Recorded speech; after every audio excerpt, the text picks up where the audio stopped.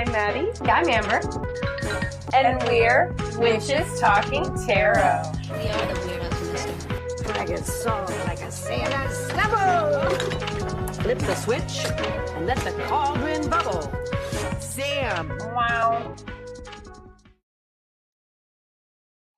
Hi everyone, I'm Maddie. And I'm Amber. And we're Witches Talking Tarot. And today we're going to be talking about the frightening, the goat-sucking El Chupacabra. Oh my god! I was like, what would you do as a noise for El Chupacabra? But the best I got is like a... That's like a platypus. Well, I'm picturing like a reptilian purr, right? Like, I can't exactly do a predator growl, I don't think. I'm pretty good at like a Chewbacca kind of noise. Oh you my know? fucking god. So I was trying not to make it sound too much like Chewbacca, but have that like little purr of something that's large and scary, but also sucking the blood out of something, hence the goat sucker epithet. So, El Chupacabra literally translates to goat sucker. It doesn't just suck on goats, though. Like, it'll suck on cattle and other things. Right, livestock in general. Yes. And, like, El Chupacabra sounds cool and all, but El Vampiro de Mocha sounds so much better, which is what they called the thing that did the killings in 1975 in Mocha, Puerto Rico, which is, it was the exact same thing that we saw in 95.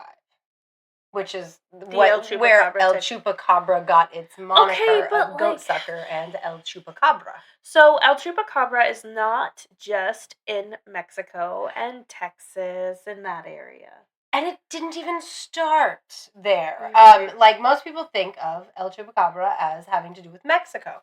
It started in Puerto Rico. Yeah, exactly. Puerto Rico.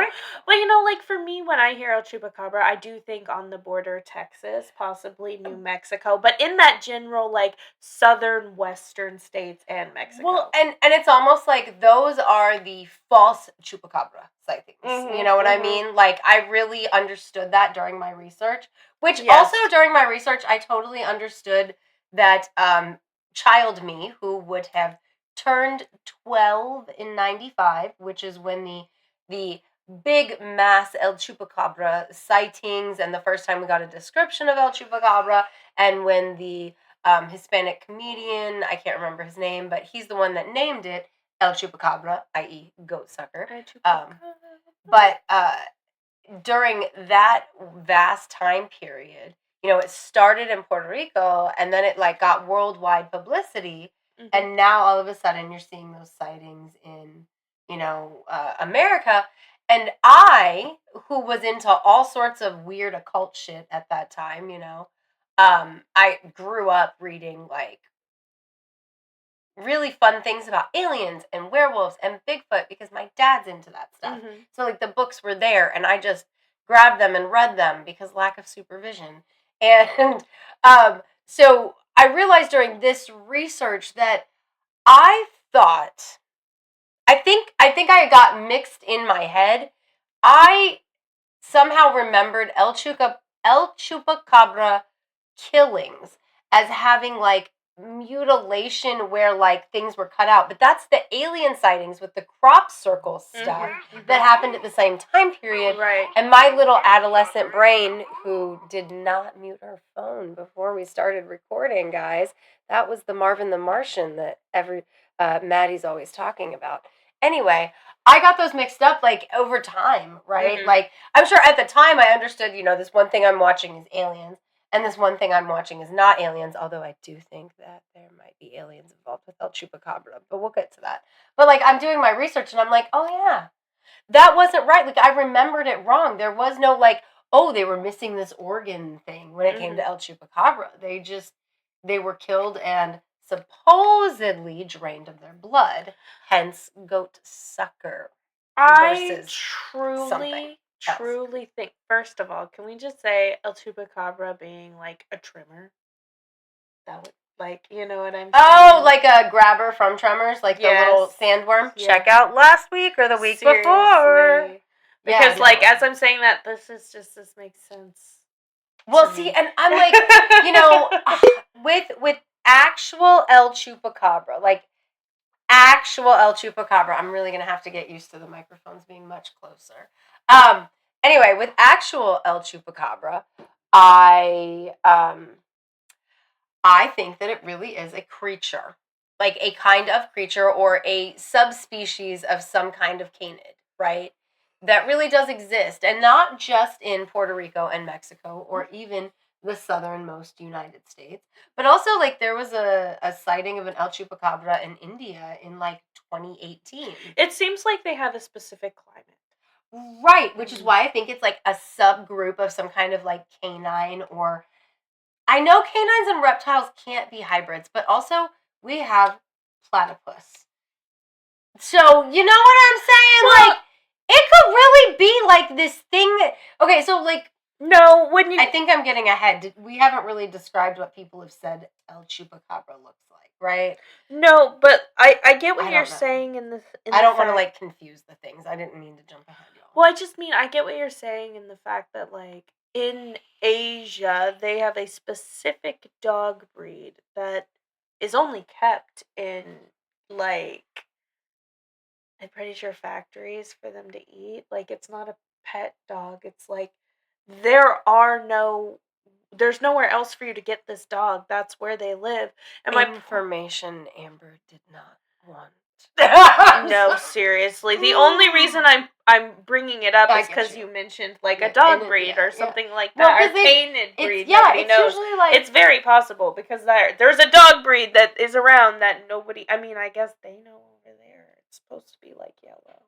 Right. And, like, I mean, because, like, so in the sightings of El Chupacabras, people have described them as looking dog-like or like a kangaroo, but it walks on its two legs. Like, it doesn't walk on all fours. Some of them do. Not all of them. Like, from what I read, there was, like, two. There's, like, one that walks on all fours and then one that doesn't.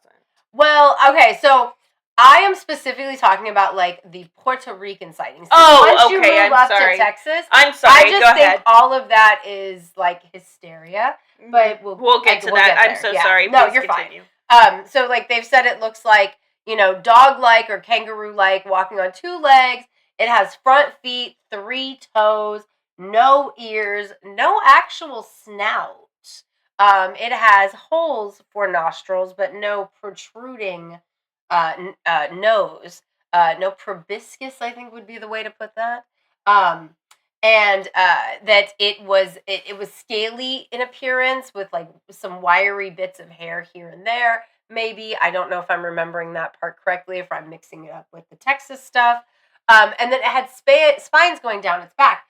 Now, stop. Book Talk has ruined me. No, I'm like, wait, so I can change him. What's so funny, though, is that you say that about Book Talk, and so one thing that I read during this research is that specific description is from the very first sighting in 1995 by a young lady who told her mother, I saw the devil, and she goes on to describe the El Chupacabra. And somebody, I can't remember what kind of doctor of sciences they are, but they basically said that this girl's description of El Chupacabra is actually, I butchered it that time, sorry, but I really enjoy rolling my R's, y'all. But that girl's description is actually the description of the female alien from Species when she is in her alien form to, like, kill a man because she's taken his seed and all that, like, Black Widow style thing. Wait, is that a movie? It is a movie. And it is a very sexually charged movie. She is a female alien that... Species, you said? Yeah, it's called Species. And there's also Species 2. And I think they made a third one. I don't know. I've only seen the first 2. But I'm pretty sure that...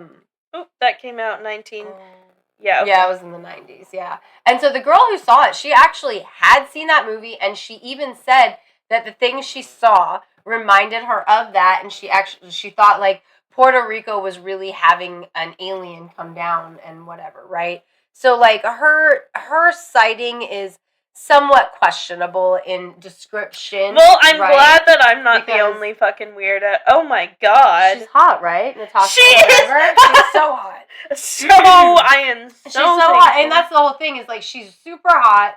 So that's how she attracts men, so that she can gather their seed and then kill them. So who, Like, is it a that's kind of scary the movie? plot. Is it a Yes. funny movie? It's a sci-fi horror. So it's like, action who horror. looks at that and is like, That's not what she looks like when she's seducing them. oh, She looks oh, like she that. looks like this. Yes, okay. and then after they're like, probably when they're naked, they're probably in the middle of it. It's been a while since I watched Species. You know what? I can't talk shit because I would read It's this. really good. I would read I the like fuck Species. out of this. I totally like, it like sounds Species. good as I've shit. seen it a bunch of times. Species 2, not as many times. And like, it's got like Forrest Whitaker and other good members of the cast. Like, is it Michael Madsen? God, Michael Madsen. But that is kind of the vibe. So hot with that raspy voice. Oh, anywho, yeah. So it is kind of the vibe, but not with Chupacabra. Like, they don't prey on humans at all, right? But anyway, beyond her description, other descriptions of El Chupacabra stick to a lot of the same elements, even though they're not all exactly the same. Like, there are no wings, although some people did say that there were wings.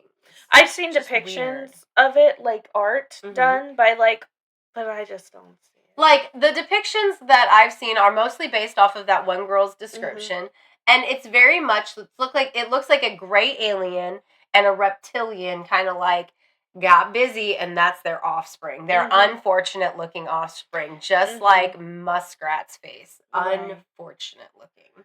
Sorry, I read somewhere that his grandfather said he had an unfortunate looking face, and it warmed my heart. Who? So I called him Muskrat to not get our video flagged. I was like, name. That's kind of sad. You said that nice. No, I thought it was like a comedian from the 90s or something in tune with special. The current era Muskrat Okay, has an unfortunate face, according to their grandfather. And go, Elder Muskrat. It is an unfortunate face, and we are all tired of it.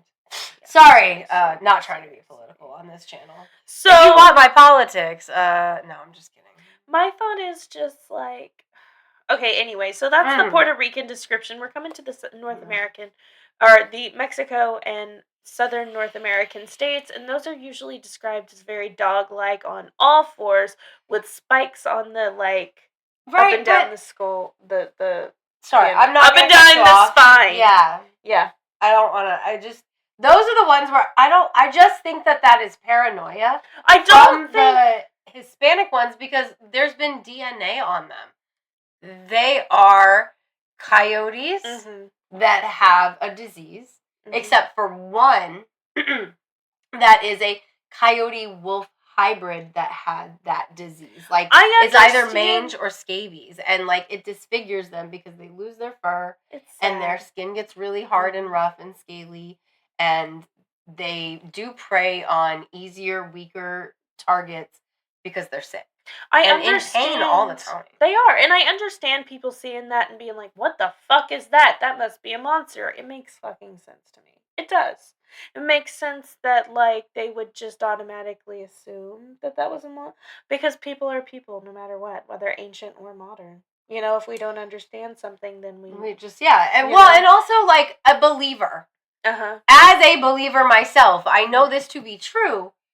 You want it to be not just the run-of-the-mill explanation. You're a believer in the supernatural. You're a believer in all things are possible. So when you see this gnarly creature, you're like, oh, that's an El Chupacabra. Or when you're at Loch Ness and you see this thing rise out of the water, obviously it's Nessie.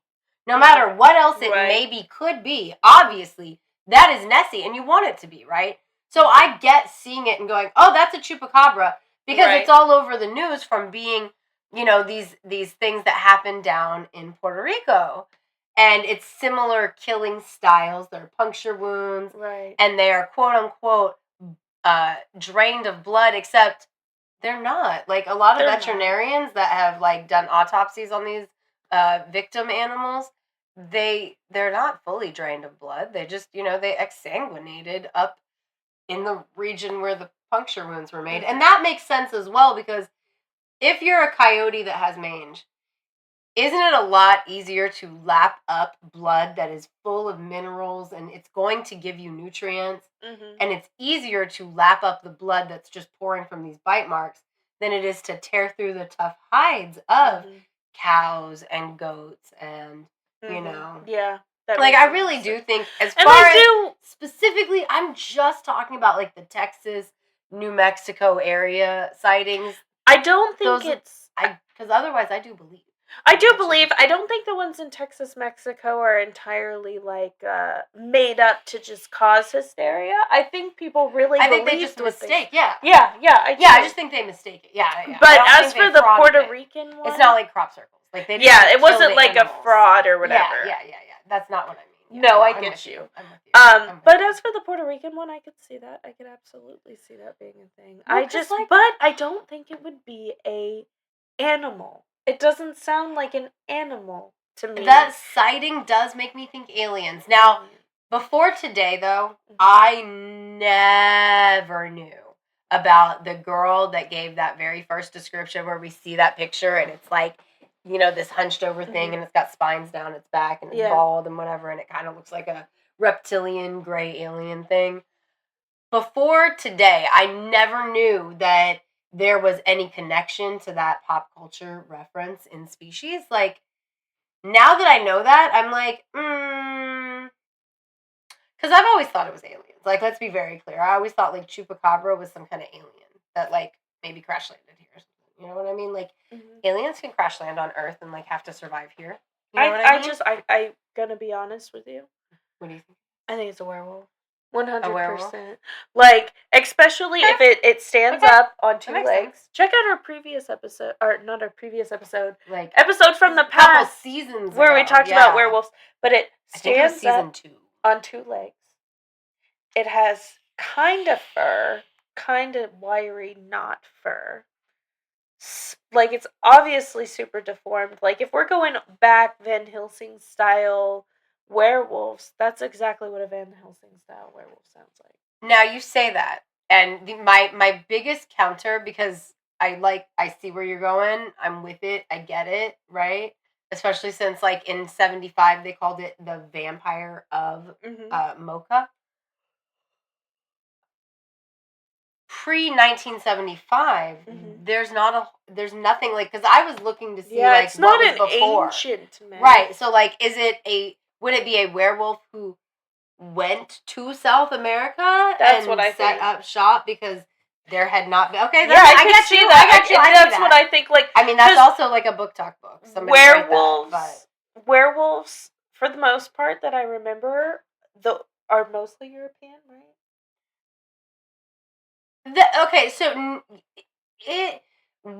Creatures are a worldwide mythological phenomena. Werewolves specifically, because of the wolf piece, generally are of European origin. However, basically, you may find lore of werewolves versus were-cats or were-bears, or it's really fun to talk about were-animals and you just keep getting to say were in front of an animal over and over. I actually quite enjoy this. I've had this discussion a couple of times. Not this one, but where I'm, like, mentioning different were-animals. But anyway, were-bunnies. If the wolves naturally occur in an area, then there may be lore of werewolves as in addition to or instead of, like, in India, for instance, they have lore about were-cats because they have big cats, but not necessarily wolves, right? And then, like, in Germany, they have they have werewolves, but they also have talk of were-bears because bears are big there.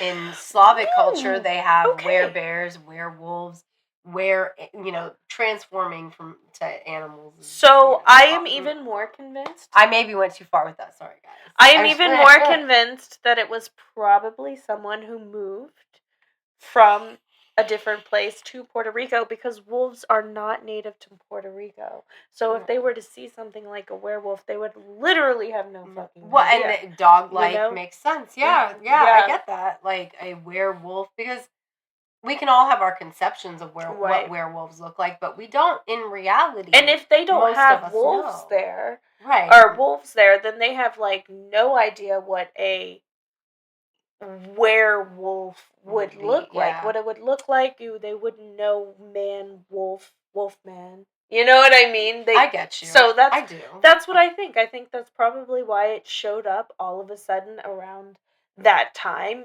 I mean, what was it? You said the 70s? Mm-hmm. People were immigrating during the 70s. Well, and I personally definitely think it is a creature, as far as like what's found in South America, Puerto Rico, what have you. Mm-hmm. I do think that it's a creature, a natural creature. Mm-hmm. Now, maybe they, are preying on livestock sometimes because due to people living in their spaces, maybe sick ones or the elder ones are losing their territories because there's less territory to be had.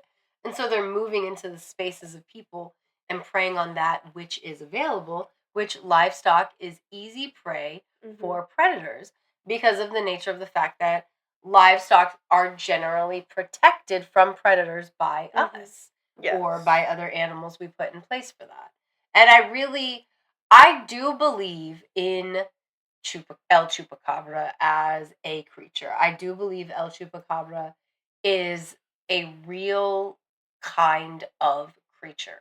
I do like the idea of it being a werewolf, which would explain why, there's sightings in the 70s. Mm-hmm. Then again, well, not sightings in the 70s. There's killings in the 70s.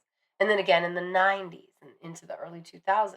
And then it goes away for a little while and comes back again a while later because we're trying to keep a low profile because we do live here. And maybe the reason that those killings move around is because we're a werewolf and we don't age like normal people. Oh my fucking God, it makes so much sense. Yeah, you don't gotta convince me. No, I know. I'm saying I see it. It makes sense. I get it. I've never thought about it that way before. I really do still think that it's like a natural creature, but I'm just saying, go with me, guys. Yes. I see what Maddie's saying. I get it. I'm with it. That's not my thought, and I don't disagree, but I have always thought it was just a natural creature. We just don't know. Like the little mini brontosauruses that exist in Brazil or whatever. They're real. I know they're there. What are they? What? We'll have to do an episode this summer. There's been or maybe it's not Brazil, maybe it's Africa, maybe it's both, but there are places out in those remote jungles where there are legends that there's still little dinosaurs living there. Little dinos. I love dinosaurs, guys. I do too. But I mean, bottom line is, I think the Texas and that area sightings, it's just kind of mistaken identity. They really are mangy coyotes. Yeah. But I really do think that it's a real animal. And maybe they're not drained of blood because it's not fully sucked of blood, but blood is very mineral rich. And if you are weak for some reason, tearing apart the meat would be difficult for something. So,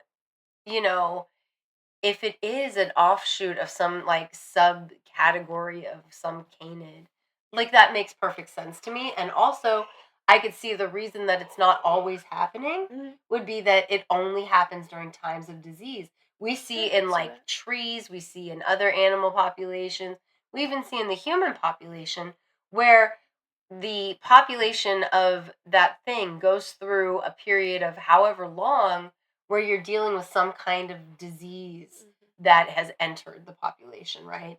And so the stronger ones survive it, and then that disease mutates over a decade or two. So now your people are susceptible again when it comes back, So I could see that being this is something that lives in these remote areas that they're so dense that people don't go into them a lot or whatever the case is. And so you don't know that they exist. And then when things go bad, they know we have an easy food source right there. Yeah, I could see that too, honestly. But the werewolf thing, that makes a lot of sense. I think they both make a lot of sense. I really do. I do. So, what do you guys think? Yeah, what do you think? Let us know in the comments if you're watching on YouTube. And don't forget to like and subscribe, y'all. Yes, and make sure to find us on the X at Classiest Witches, because we are the classiest witches, just like Death by DVD. And Victoria. No, because they are our patrons on patreon.com/Witches Talking Tarot. And you can go to that link. The one I just said, it's not going to be typed out, guys. Come on, that's a lot of time. You can find us on Threads, Facebook, and Instagram at Witches Talking Tarot. Thanks for sitting with us for a spell. Bye.